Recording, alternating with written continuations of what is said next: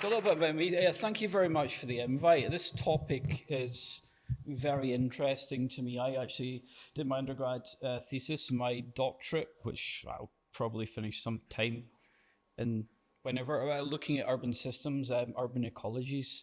And um, I'm one of these people that thinks in systems, can visualize them, start thinking about the interconnections and relationships. It just comes naturally to me, much to the bane of my wife's life. So on the left, you have a forest floor. And it's decomposing. You've got the waste, the tree leaves at the different times of year, autumn falling down, decomposing, breaking down. On the right-hand side, we have a graphic representation of an urban ecology. This is Kallenberg in Denmark, which has been developed over many, many decades, looking at industrial ecology. And they have similarities and differences, and I'm going to just talk a little bit about that for the next 10 minutes or so. So it's really about, as well, bringing into this light, what do we learn from pop science? What pseudoscience is out there, what we think we're told about the natural world, and actually how does the natural world, living world, actually function? So we hear a lot about zero waste, nature doesn't waste, everything's perfect. It's not quite true, because if anyone here has expertise in thermodynamics, put your hands up.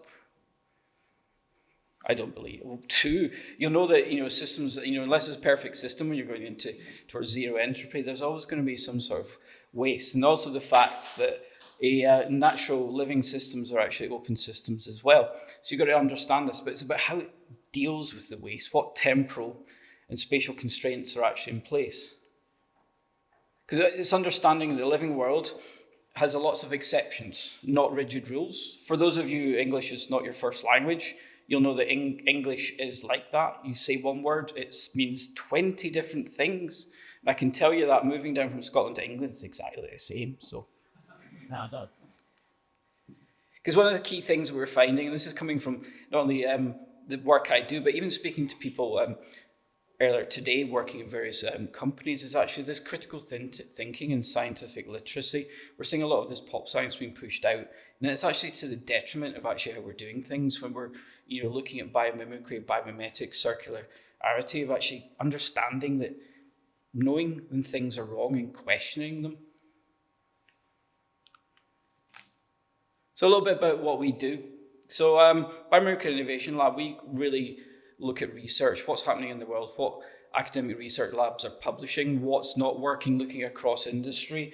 Main focus, agri-food manufacturing, the built environment, and we kind of build all this together. I'm very interested in looking at large amounts of data and understanding that, what can actually be applied. I love speaking to scientists, but I get frustrated when they're not understanding what happens in the real world. Have they actually thought about different angles of attack? Can they take their technology, can it be put into medical side of things instead of maybe car manufacturer, or looking at multiple solutions that way? And it allows me to actually then explain that clearly to clients and break things down, because I'm very much a kind of tool framework agnostic, because I'm always questioning what I'm doing, because my background is not biology. I've got a background in urban design, landscape architecture, and real estate finance and development. I kind of fell into this when I was looking around for topics for my master's in urban ecosystems.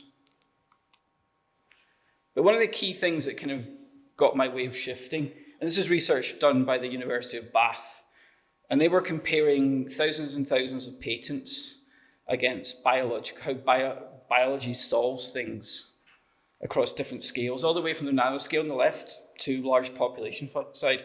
And we know from what Matt talked about, and the basis of Deep Green, is we like using lots and lots of energy. The fuels and material, everything was cheap and abundant. But interesting thing, when you look at living systems, energy is expensive, so is material. So it does things by using information, more building using structures. So why is this important?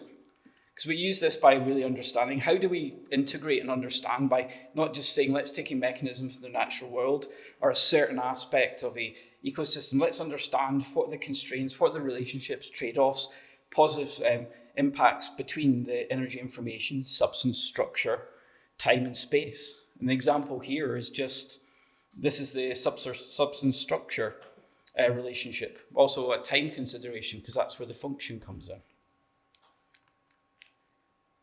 But research that was also carried out by the University of Bath, and Professor Julian Vincent, who's one of our advisors and longtime friend, is actually looking at the differences between how we solve problems and our technology. And there's only a 12% commonality. So there is an 88% gap there to actually explore different ways of doing it. If we go back to the graph before, thinking about doing things using less energy, but building information flows, energy flows, material understanding, using more structure instead of material to do things as well. Downside, it does mean that there's only about around less than 20% of publications of research done in the academic sense that have actually been commercialized. That's something that we're looking at actually pushing forward. Now, before I get on to talking about urban systems and urban ecologies, how many people have heard of the Schmidt trigger? Of course, Andrew. That's a good thing. So the Schmidt trigger, everybody likes to talk about trains and Velcro and burdock spurs. We use it every day. It's in most of our devices. It's in our mobile phones, in our keyboards at home, in our cars, our microwaves. And it's actually a thermodynamic trigger. It actually converts digital signals into analog. And it's about learning from the previous situation. And this was developed in the 1930s by Professor Otto Schmidt, while he was studying the nerves of squid, which are easy. A giant squid, there's a large main nerve they actually took out, which allows him to actually understand and develop that. Sadly, he worked with a lot of military contracts. We never know what else he'd have developed, but this is a great example of the secret solution in biomimicry, but it's everywhere. Stripper, and then you're always wearing Velcro.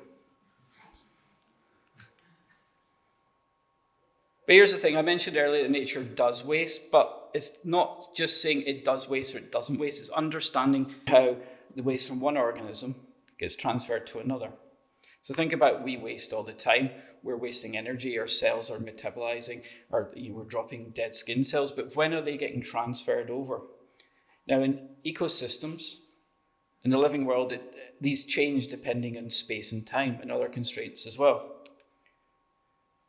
So old historic forests, example, tropical rainforests, they're very, very efficient. You're looking up to 95%.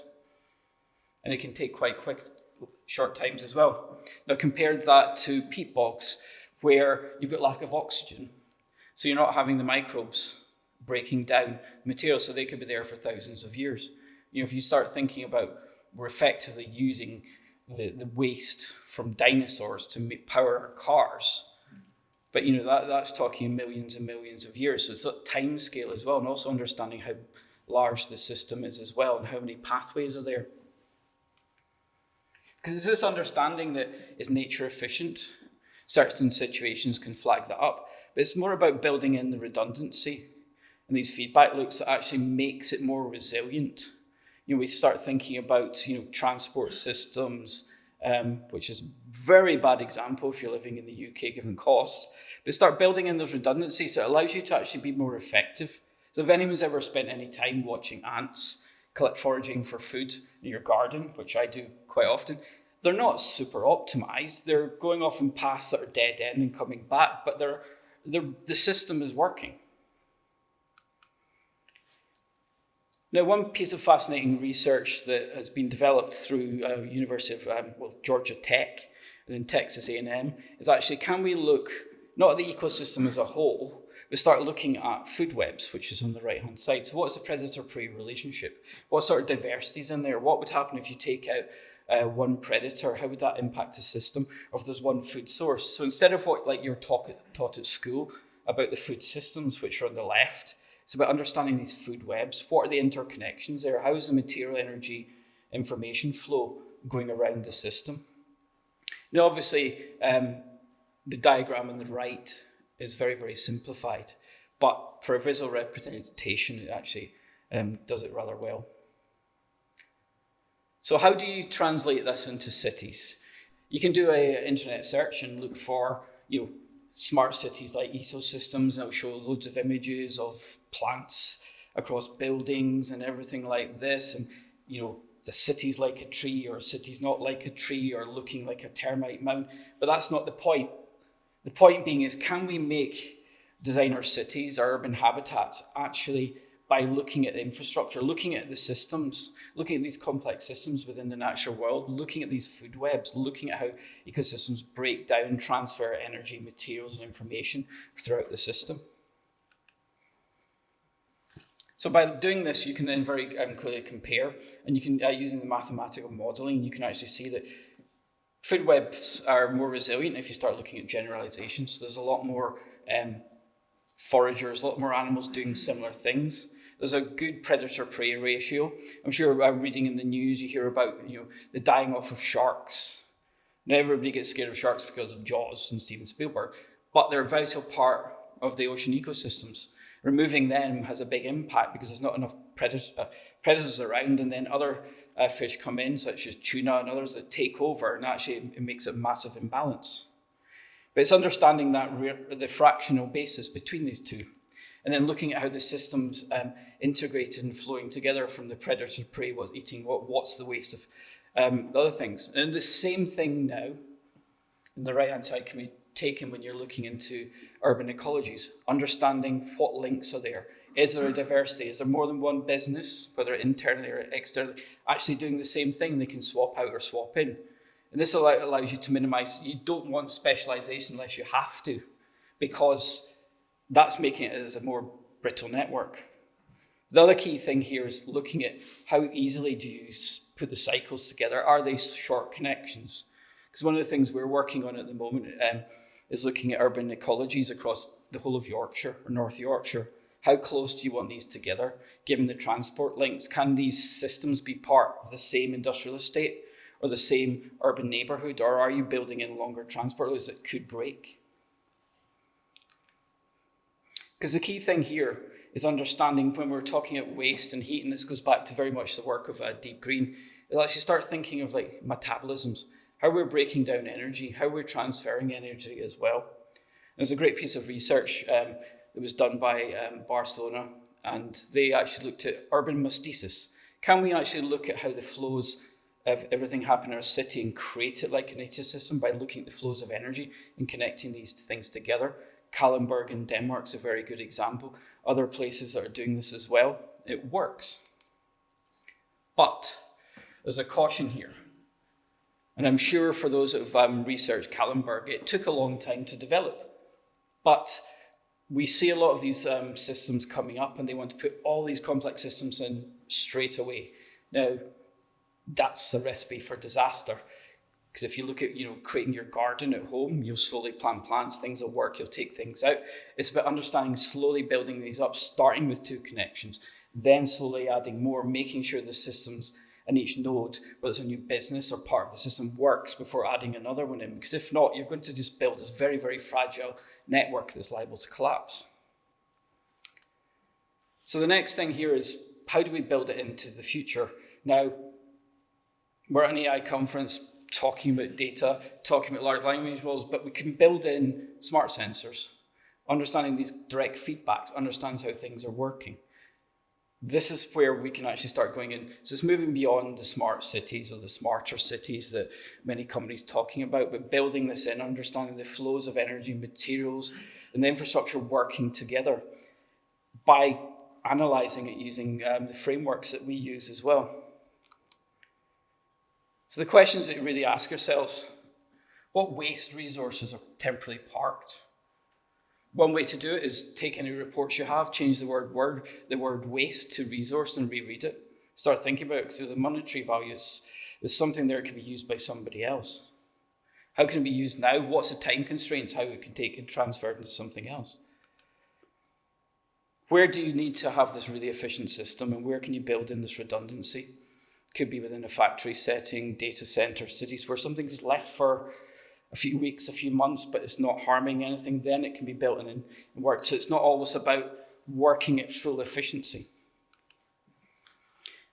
And how can we actually monitor this in the real time and look at the length of the connections? Can we actually keep getting these feedback loops? Whether it's manually just speaking to customers within an industrial estate or in a neighborhood of a city, understand what works, what doesn't. or using data, using large language models to interrogate that data. It doesn't matter. It's about getting this feedback, very much similar to how the living world works. So biomimicry, if you do a search, quite often comes about mimicking nature, but it's really about taking this a step further and actually looking at how can we integrate this? How can we actually start learning from these the systems in place and understanding the more complexity, but understanding this complexity and taking it further.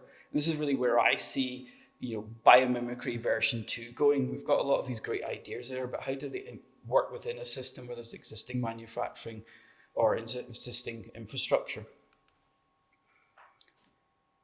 Now, I need to tell you what this is relevant to, but I like talking about this. Which way are you going down? Are you just going to go the optimization, live in the current reality and take the blue pill? Or are you really here to actually look at transforming things and taking it a step further and trying a little bit harder and taking the red pill? So thank you very much for your time, and that's any questions, happy to take them now or afterwards. Afterwards, I've been told. Absolutely. Thank you. Thank you.